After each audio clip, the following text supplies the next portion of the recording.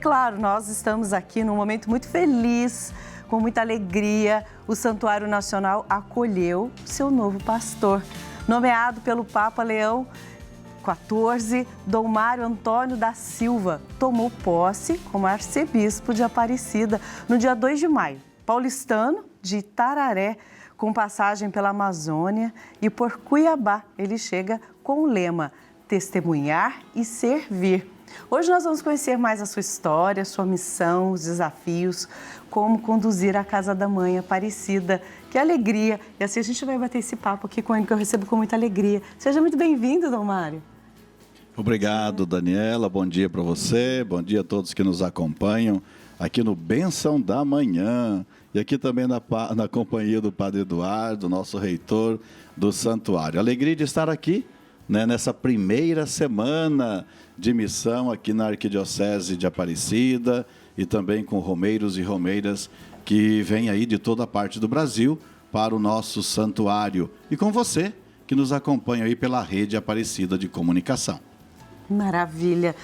Dom Mário, conta um pouco o início da sua história. A gente gostaria de saber um pouquinho da sua origem. Nasceu em Itararé, o senhor foi ordenado padre em 1991. Como que o senhor foi descobrindo ali a vocação, o início dessa história? Olha, uma vida, digamos, comum de alguém de uma família cristã. Eu agradeço sempre a Deus pela minha família, papai e mamãe que estiveram aqui na posse junto com minhas irmãs e meu irmão. Graças a Deus somos uma família que não só mora perto da igreja, mas também que nos fazemos igreja, participamos da vida da comunidade. E como você já iniciou, eu nasci em Itararé, em outubro de 66. Mas eu só nasci em Itararé, São Paulo. Tá. Meus pais sempre moraram no Paraná, município de Sengés, ainda mais num distrito chamado Reanópolis, onde eu cresci até o período de ir para o seminário. E é um vilarejo pequeno, hoje não deve ter mais do que 400 ou 450 pessoas, poucas famílias. Quantos anos o senhor tinha quando o senhor foi para o seminário? Eu tinha 15 anos. 15 anos. De 15 para 16. Eu lembro quando eu fui para o seminário, isso eu não contei ainda, Daniela, nem Padre Eduardo, em nenhuma entrevista. Quando eu fui para o seminário em 82, precisava arrumar as roupas, o chamado enxoval, né? Para ir para o seminário menor. E tinha lá uma lista de coisas que a gente não tinha costumeiramente em casa, né? Então, tinha lá uma lista para a gente levar para o seminário, porque não tinha férias com muita frequência. E eu lembro que trabalhávamos na roça, né? Papai sempre agricultor. E eu falei para o papai, me dá aqui esse pedaço de chão para a gente plantar aqui um feijão? Vamos fazer uma lavoura de feijão, que daí, com o resultado disso, nós vamos fazer o choval para ir para o seminário, né? Comprar as coisas para o seminário. E eu lembro que plantamos lá, não lembro bem a extensão, mas era um bom trechinho lá, que deram 22 sacas de feijão. 22 sacas de feijão. O papai ajudou a vender e tudo, e fizemos a compra que me deu para me sustentar no seminário por todo aquele primeiro ano de 82. E eu lembro que na tarefa da colheita do feijão, meus primos foram ajudar. Eles sabiam que eu ia para o seminário, então alguns primos foram lá me ajudar, que inclusive estavam aqui também na posse no sábado passado. E aí fizemos a colheita e tudo. E eu lembro desse fato como algo que faz parte da minha vida. A região do Paraná é uma região agrícola até hoje. E quando eu fui para o seminário menor, em 82, tínhamos também a chamada Fazenda São José, que era a mantenedora do seminário Nossa Senhora da Assunção, em Jacarezinho. E trabalhávamos na roça, plantação de milho, de cana, de café, né? Cuidávamos de granja de porcos, de galinhas, cuidávamos até de um curral lá com as vacas e tudo mais, né? Hoje é outro modelo de vida e sustentabilidade dos nossos seminários e casas de formação. Mas lá na década de 80, era muito isso. Dom Mário, é interessante porque a plantação ela leva um tempo, né? Imagina a sua ansiedade, a sua expectativa, porque o plantio de feijão tem o seu próprio tempo, e o senhor esperando, se preparando para ir para o seminário. Isso é exercer realmente, não essa lembrança afetiva traz essa mensagem de como a espera ela é fundamental. E olha que a questão da lavoura é uma página bíblica, né? Sim. A Sagrada Escritura diz que nós somos a lavoura de Deus, né? A lavoura de Deus. Então, eu ia toda semana lá na roça para olhar, para ver se estava bom. Como é que estava, né? Se não tinha alguma praga, alguma coisa ou outra, né? O pai falava assim, nossa, você está muito interessado. Né? Claro. Tô achando que você não vai para o seminário, mas está muito interessado em ir lá. Vai virar fazendeiro, produtor. A sua biografia deixa isso claro, né, Dom Mário? O senhor nasceu em São Paulo, mas o senhor tem um coração paranaense, morou muitos anos ali no Paraná. E quem é paranaense vai saber o que eu estou falando, né? Dom Mário é bicho do Paraná, é assim que a gente carinhosamente se refere a quem nasce no Paraná. São paranaenses também da mesma diocese de origem, o padre Camilo Júnior, o padre provincial, são da diocese de Jacarezinho também. Carlópolis e Venceslau Braz. Venceslau Braz. E de Jacarezinho, o senhor foi lá para Roma para estudar teologia moral com os redentoristas, e eu acompanhei a sua entrevista no dia da sua posse, Dom Mário. Eu achei interessante que o senhor falou sobre a benignidade pastoral de Santo Afonso, né? E isso tem ligação com a igreja sinodal? Qual é a ligação possível entre a benignidade pastoral de Santo Afonso e isso que o Papa Francisco, o Papa Leão, tem falado sobre a igreja sinodal, sobre a participação? Primeiramente, Padre Eduardo, a região do Paraná onde eu cresci, inclusive Jacarezinho, é bem limite com o estado de São Paulo. Então, nós somos paranaense e paulista. Eu sou um paulista paranaense, né, nesse aspecto. Eu sempre digo que ali a gente tem um sotaque paulista e um pouco da culinária mineira, porque é uma região que veio muita gente de Minas, né? Naquela região norte do Paraná. É a riqueza de São Paulo, Paraná, Minas Gerais e de cada um dos estados do Brasil, né? E agora eu me sinto mais paulista, porque né, voltando aqui para o estado de São Paulo, depois desse período de missão na Amazônia. Mas o senhor lembrava aí da questão da benignidade. Eu aprendi muito isso realmente quando estudei teologia moral lá em Roma, na Academia Fonciana, com os padres e missionários redentoristas e também outros professores. E eu lembro que um dos cursos era realmente estudar Santo Afonso Maria de Ligório, né, seus ensinamentos, sua herança. E o que sobressai no ensinamento de Santo Afonso, no aspecto da benignidade, é o respeito à consciência das pessoas. O respeito à consciência para formá-las devidamente, alimentada pela Sagrada Escritura. E essa benignidade não se trata de impor, mas se trata de propor e de suscitar de maneira lúcida, livre, mas também alimentada pela oração, alimentada pela palavra de Deus, pelo magistério e também pela vida das pessoas, sobretudo dos mais pobres. Santo Afonso nos ensina muito isso na vida. O que ele fazia? Ele reunia nas chamadas reuniões noturnas, capelas noturnas, né? Espécie de um grupo de reflexão. Ele reunia as pessoas mais pobres da periferia de Nápoles. E qual era a intenção dele ali? Falar da benignidade de Deus, à luz da misericórdia, num aspecto que às vezes havia muito rigorismo. De um lado o rigorismo e de outro lado o laxismo. Então Santo Afonso é aquele que vai no equilíbrio à luz da palavra de Deus. E isso realmente faz com que ele nos inspire nessa caminhada sinodal. O que é a caminhada sinodal? É a coragem de caminhar juntos. Tem aquele ditado, acho que não sei, acho que é oriental, né? Se você quer ir rápido, você vai sozinho. Mas se você quer ir longe, você vai junto. Então a sinodalidade é esse aspecto de pensar na existência de outros de maneira benigna, verdadeira, misericordiosa, para que realmente aconteça essa sinodalidade e se caminhar juntos numa mesma direção, né?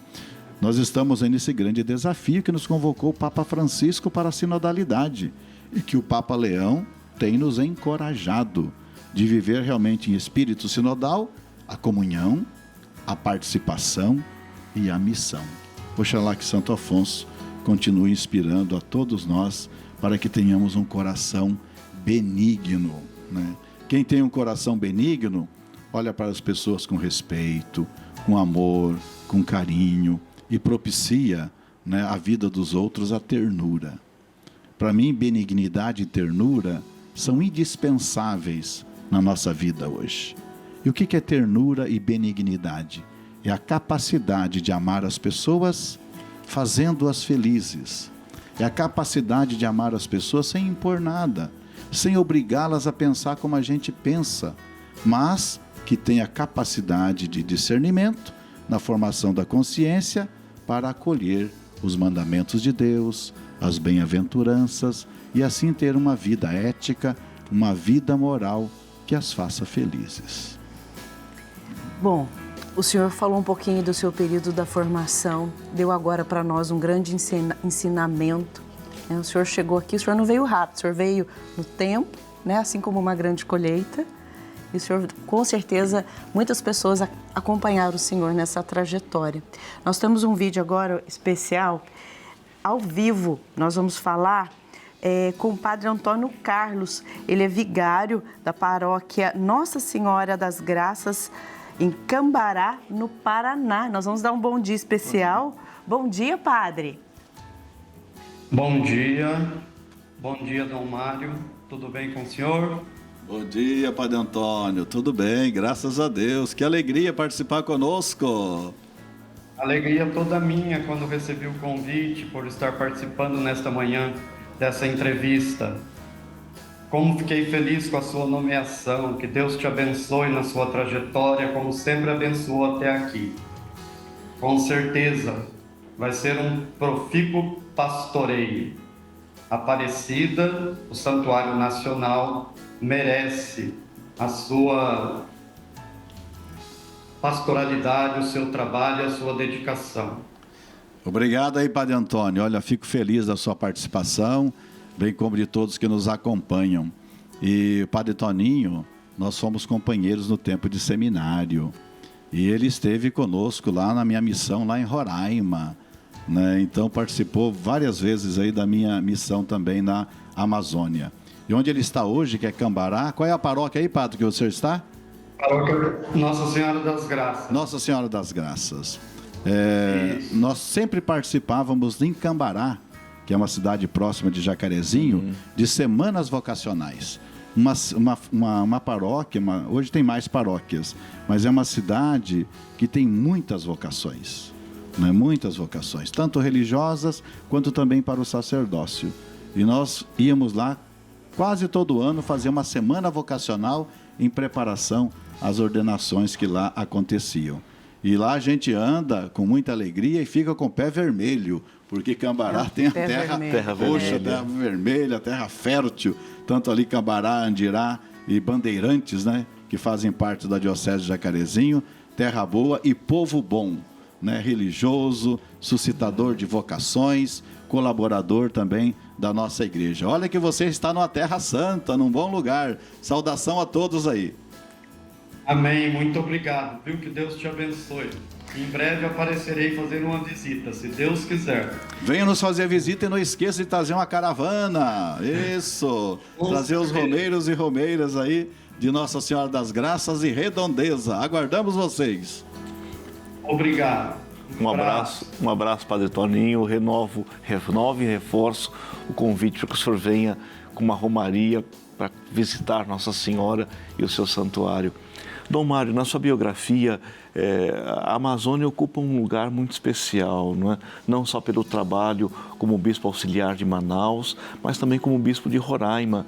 E eu soube que, durante a sua posse, vários casais ali de Roraima, o bispo de Roraima, Dom Evaristo Spengler, também participaram. Simboliza isso, uma igreja aberta para a Amazônia, para a natureza, para o cuidado com a casa comum. Olha, é verdade, padre. Que bonita essa presença das pessoas que vieram de longe, digamos assim, né? Roraima é extremo norte, né, do Brasil. E eu vivi lá 5 anos e meio numa missão, depois de 6 anos em Manaus. E olha que com os 4 anos de Cuiabá eu vivi 15 anos, um pouco mais, na Amazônia. Eu lembro que quando padre em Jacarezinho, eu sempre desejei fazer uma experiência missionária na Amazônia. Surgiu uma vez uma ocasião para fazer uma experiência de 2 meses. Eu falei para o bispo, não, 2 meses eu não quero, eu quero ir para 2 anos. Mas 2 anos, você está no seminário, você é professor, isso e aquilo. Então não deu certo aquela ocasião. Depois eu já tinha quase que desistido da ideia de ir para a Amazônia. Já estava numa paróquia lá em Jacarezinho, Paróquia Sagrado Coração. Falei assim, não, minha missão é aqui mesmo, nessa diocese, e vou animar os seminaristas e padres novos que vão para a Amazônia. E nós tínhamos realmente projetos de igrejas irmãs na Amazônia. Então, me empenhei nesse aspecto. Mas 2010 fui surpreendido, não com o convite do bispo para ir numa parceria missionária, mas do Papa Bento XVI, na ocasião, para ser bispo auxiliar de Manaus. E aí, em 2010, começou a minha vida presencial na Amazônia, algo que acrescentou muito na minha vida. Eu sempre digo que Manaus me fez muito bem, né? Tenho um carinho enorme pela igreja de Manaus e toda o Amazonas, bem como a Amazônia como um todo, e depois conhecendo mais a realidade de Roraima, como você lembrou. E Roraima é uma diocese que abrange o estado todo, né? O estado todo. E com várias realidades indígenas, muito desafio e muita beleza, né, dos povos indígenas, aprendizado com eles. A realidade dos migrantes, tanto da região sul e sudeste, mas também dos migrantes do Maranhão, do Nordeste, para a constituição daquele povo que lá já existia e continua existindo. E lá em Roraima vivemos um grande desafio da migração na venezuelana. Sim. A partir de 2015, 16, eu cheguei lá em 16, fiquei 18, 19 até 22. O senhor viveu, né, todo esse momento vivenciamos aquele grande fluxo migratório, né? Do fluxo migratório. E a gente pôde contar com a ajuda da Conferência Nacional dos Bispos, aqui do Santuário, né, da TV Aparecida, esteve lá conosco, né, a ajuda da igreja no Brasil todo, para acolher, proteger e integrar os migrantes, que continuam ainda chegando no Brasil e muito presentes entre nós. Então, quando via os casais que vieram de Roraima, como o senhor lembrou, juntamente com o Dom Evaristo, e também estava o Dom Vantuí, que era chanceler lá na Cúria de Roraima, na época que eu estava, e que hoje é bispo em São Gabriel da Cachoeira, no Amazonas. Então isso me deu muita alegria. Os casais que colaboravam diretamente conosco, lá nas pastorais, nos serviços. Inclusive tinha um casal, que é o Vivaldo e a Dora, que trabalham como econômico e diretora do RH lá na nossa diocese. Não? E voluntários, né? Muita gente prestativa. Os demais casais trabalham na liturgia, na pastoral, enfim, em vários aspectos.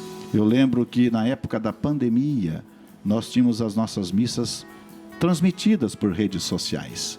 E para evitar convivência com muitas pessoas, a gente convivia com uma família. Estiveram aqui, né, o Marcos e a Jucineide.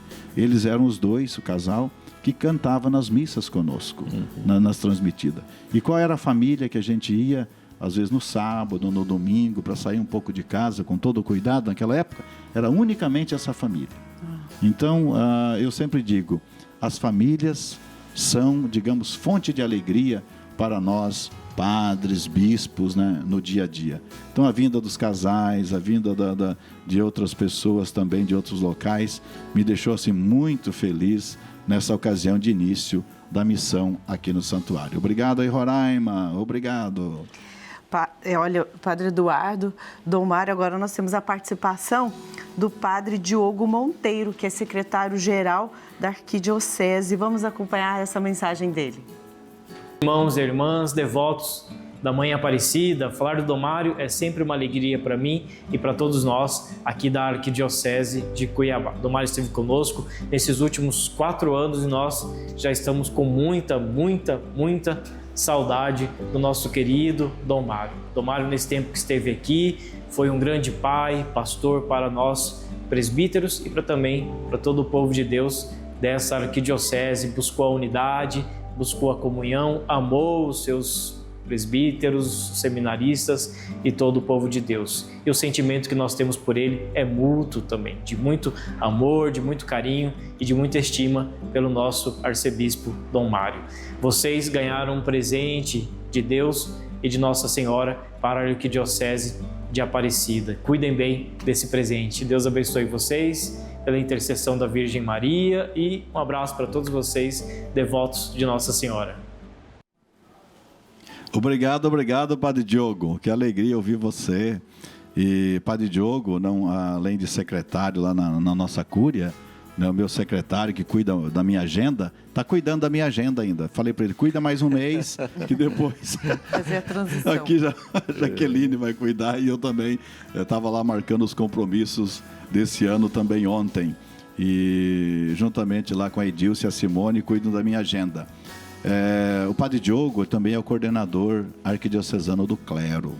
Né? E eu sempre dizia para os padres de Cuiabá, fraternidade presbiteral, boa convivência entre nós, né? Entre nós bispos e padres, e caridade pastoral, amor do bom pastor para com as pessoas e as comunidades. E de fato nós tivemos oportunidade nos 4 anos de nos reunirmos muitas vezes, né? De nos reunirmos e também nos desafiar a estarmos não apenas juntos, mas sermos unidos, né? Como nos pede o próprio Jesus Cristo.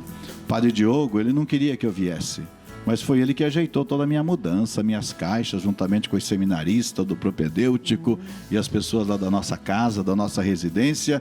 E antes de eu chegar, ele já mandou minha mudança. Então eu tive que vir também, né?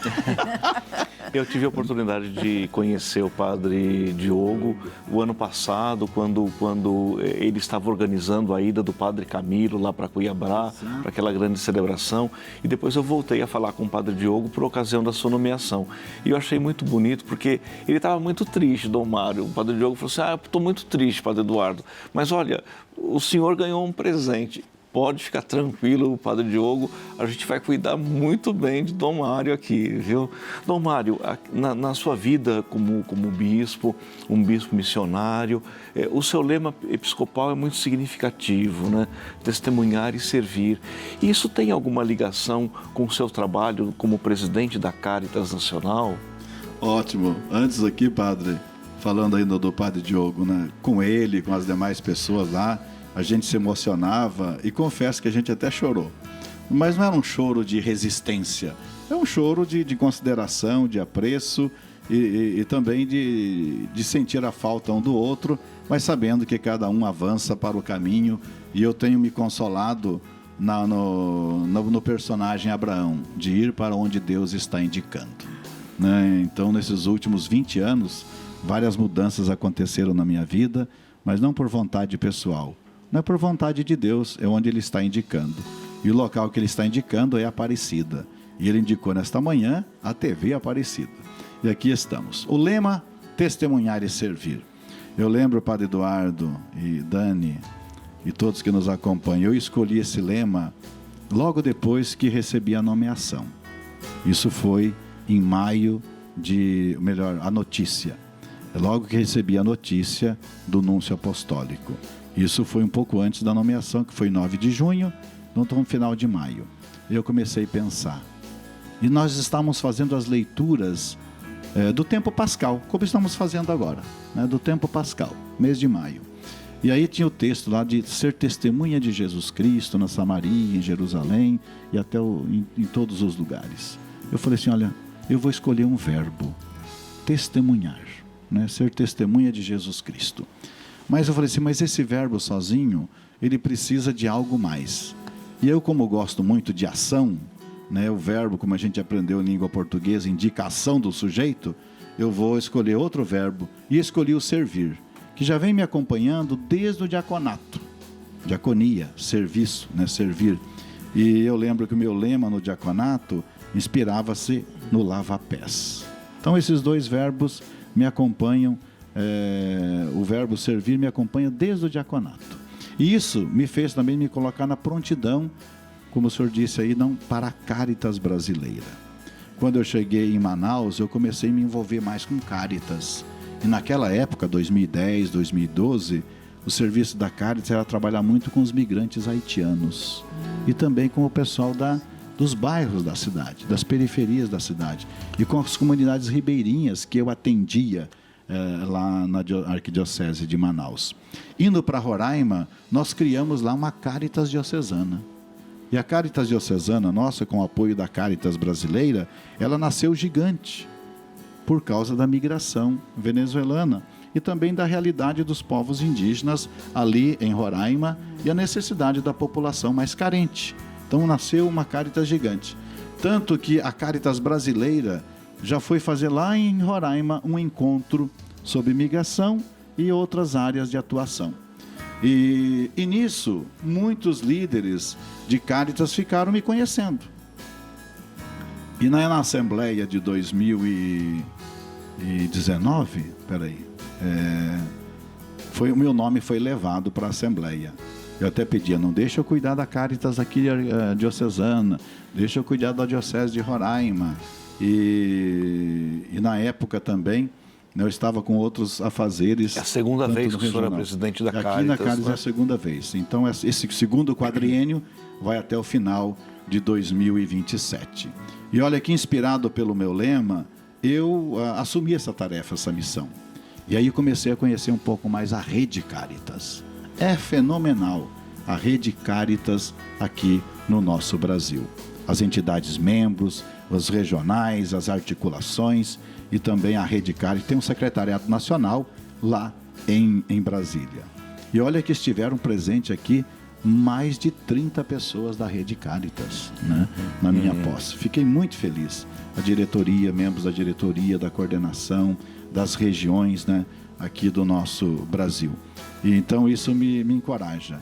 E viver, não testemunhar e servir na Rede Caritas é viver de maneira muito viva as bem-aventuranças. Bem-aventurados os pobres de espírito, mas sobretudo bem-aventurados quem tem sede e fome de justiça. Né? Porque ser Caritas é ter fome e sede de justiça, mas é também ter mansidão e é também ser um mensageiro da paz. E à luz daquilo que nos fala Jesus em Mateus 25, que são as obras de misericórdia. A nossa Caritas brasileira tem 12 áreas de atuação, sempre no serviço ao próximo e à criação. Na questão dos biomas, na questão das emergências, na questão do cuidado com as pessoas. E lá o que nos diz? Lucas 25, que a gente deve dar de comer a quem tem fome, de beber a quem tem sede, e vestir a quem está nu. E continua o Evangelho: visitar os enfermos, os encarcerados e acolher os migrantes e refugiados.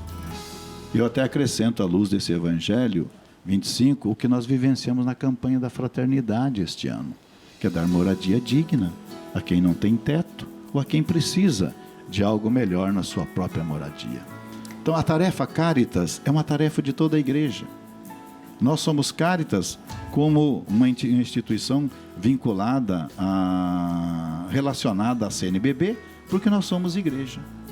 Oxalá que as nossas Caritas sejam realmente expressão da caridade de Cristo, né, para o mundo de hoje, a serviço da vida. Então isso ocupa meu tempo, mas me faz feliz de poder viver essa dimensão do Evangelho, essa dimensão da caridade para com as pessoas em todo o nosso Brasil. O Senhor realmente é um presente para nós, um presente real para nós. E para falar da nossa alegria, nós temos um pequeno vídeo com alguns colaboradores representando, né, uma pequena parcela de todos os colaboradores aqui do Santuário Nacional, para dizer como é grande a nossa alegria de tê-lo aqui conosco. Vamos ver. Dom Mário, que alegria ter o senhor em nossa arquidiocese. Seja bem-vindo, conte sempre com as nossas orações e conte com as nossas ajudas também. Seja muito bem-vindo. Dom Mário, seja muito bem-vindo à Casa da Mãe Aparecida.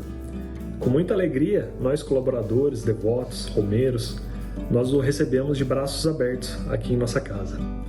Que a sua passagem pelo santuário seja marcada pelo diálogo, fraternidade, evangelização, fortalecendo assim a missão da igreja aqui em nossa arquidiocese de Aparecida.